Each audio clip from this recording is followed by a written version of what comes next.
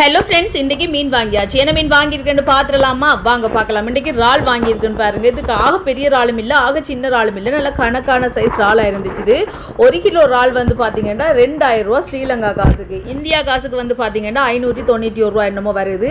இதில் வந்து நான் 1 கிலோ வாங்க இல்லை, அரை கிலோ மாதிரி தான் நான் வாங்கியிருக்கிறேன். இதோட வந்து பார்த்தீங்கன்னு சொன்னால் நண்டு வாங்கியிருந்தேன். இன்றைக்கி நண்டு கொஞ்சம் மலிவாக இருந்துச்சு. இது இவ்வளோ பார்த்தீங்கன்னா 1300 ரூபா தான் ஸ்ரீலங்கா காசுக்கு. இந்தியா காசுக்கு பார்த்தீங்கன்னா 384 ரூபா அதோட வாங்கி. இங்கால திரளி மீனும் வாங்கியிருக்கிறேன். திரளி வந்து பார்த்தீங்கன்னு சொன்னால் ஸ்ரீலங்கா காசுக்கு 800 ரூபா, இந்தியா காசுக்கு 234 ரூபா வருது. இப்போ எல்லாத்தையும் வாங்கி ஒரேடியாக சமைச்சு ஒரேடியாக சாப்பிட போறியாடி அம்மா அப்படி நீங்கள் நினைக்கலாம். அப்படியெல்லாம் இல்லவே இல்லை. இதெல்லாம் கழுவி துப்புரவாக்கி நான் ஃப்ரிட்ஜில் போட்டுருவேன். பிறகுதான் சமைக்கிறதுக்கு ஒரு நாளைக்கு எடுத்துருவேன். ஏன்னு சொல்லுங்கள், எனக்கு டெய்லி ஓடி ஓடி போய் வாங்க இயலாது. அதால் வந்து பார்த்தீங்கன்னு சொன்னால் நான் வேண்டி கழுவி துப்புரவாக்கி ஃப்ரிட்ஜில் வச்சிருவேன் ஒரு 3-4 நாளுக்கு தேவையானதை. அப்போ எடுத்து டக்குன்னு சமைக்க வேண்டியதான். இனி நான் சமைக்க போகிறேன். நீங்கள் சாப்பிட்டீங்களா? வீடியோ பிடிச்சிருந்தா சப்ஸ்கிரைப் பண்ணுங்கள்.